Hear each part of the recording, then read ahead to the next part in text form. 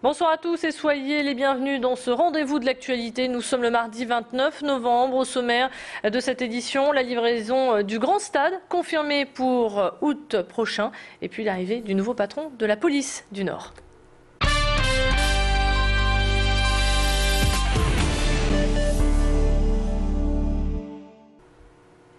À la une de ce flash, l'affaire Carlton qui continue. Dodo, la Saumure, va être libérée dans les prochains jours. La Cour de Gand en Belgique a décidé de remettre en liberté Dominique Alderweireld avec une caution de 75 000 €. Le grand stade, je vous le disais en titre, sera livré en août 2012. Pierre Berger, le directeur général d'Eiffage, l'a confirmé ce matin lors d'une visite sur le chantier. Les ouvriers de ce stade ultra moderne, au toit rétractable, ont réussi à rattraper les 2 mois de retard. Les finitions ont déjà commencé, même chose pour la boîte à spectacle. À l'extérieur, les bâtiments annexes commencent aussi à sortir de terre. Je vous propose d'écouter Pierre Berger, il était au micro de Pierre Beauvillain.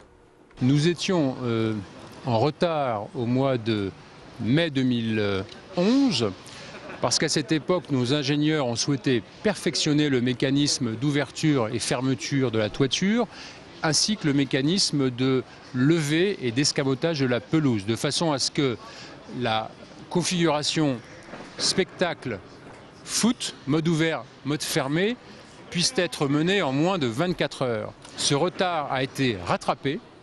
Et comme vous le constatez aujourd'hui, le stade avance très bien et notre objectif est de livrer à l'été prochain. Et sachez que les négociations se poursuivent entre le groupe de BTP et la communauté urbaine de Lille pour savoir si des travaux d'adaptation aux nouvelles normes sismiques sont nécessaires. Et lors de sa visite, Pierre Berger a également annoncé le licenciement de David Roquet, mis en examen dans l'affaire Carlton, ainsi que son supérieur. Un audit interne avait mis en évidence 50 000 € de dépenses indues en lien avec cette affaire. Pierre Berger a insisté sur le fait que ce dossier n'avait pas eu d'impact sur le chantier.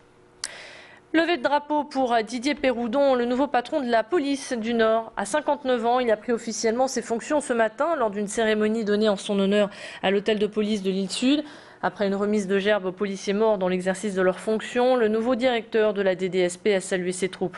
Didier Péroudon prend ses fonctions dans un climat, il faut dire, assez houleux, puisque son prédécesseur, Jean-Claude Menot, a été muté à Paris après avoir été entendu dans l'affaire de proxénétisme présumé de l'hôtel Carlton. Didier Péroudon reprend donc les rênes, mais ne veut pas que cette affaire porte préjudice à l'ensemble des policiers lillois. Écoutez, pour moi, elle est tournée, la page de Carlton.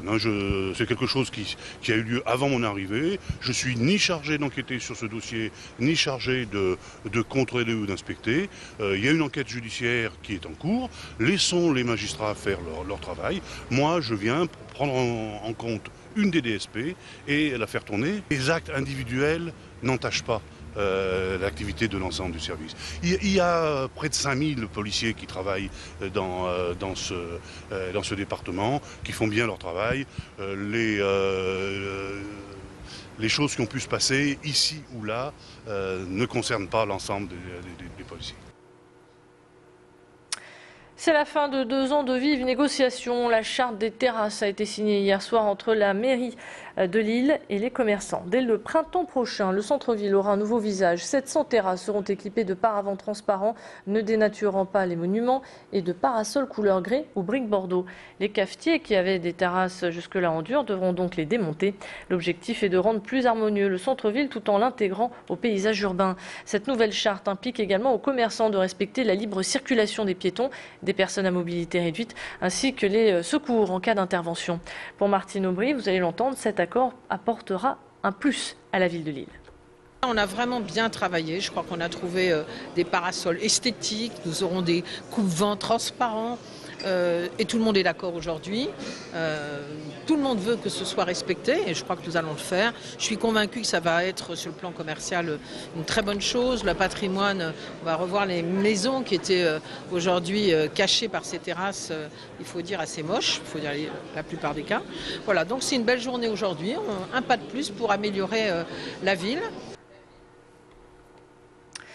Direction Villeneuve d'Ascq, où nous allons vous donner un bon plan pour vous régaler à petit prix. À table est un restaurant-école. Autrement dit, ce sont des étudiants qui sont derrière les fourneaux. Ils ont entre 16 et 26 ans, suivent des cours en partenariat avec le centre de formation ATA. Le principe pour ces élèves est de s'entraîner en situation réelle. La structure est en open space, le client peut donc voir l'élève concocter l'intégralité de son menu. Ici, l'élève doit aussi apprendre à monter une table et à servir. L'illusion avec un grand restaurant est totale, de quoi vous mettre l'eau à la bouche et faire saliver votre portefeuille car le prix du menu est à 12 €. Mais attention, la réservation est obligatoire. Ces élèves sont donc formés pour travailler dans la restauration de luxe, comme nous l'explique Grégory Daude. C'est de pouvoir déjà dans un premier temps de faire travailler les élèves. Sans client, ce serait délicat de faire fonctionner le restaurant d'application. Donc même pour le client lui-même, c'est un dépaysement puisqu'ici on pratique aussi tout ce qui est découpe, flambage. Donc ça permet aussi aux clients de s'imprégner d'un service de restauration dit de luxe. C'est un métier qui devient à la mode. Est-ce que ça attire nos élèves? Je ne pense pas. Ça attire la clientèle. La clientèle, ça développe. Les cours de cuisine sont de plus en plus à la mode.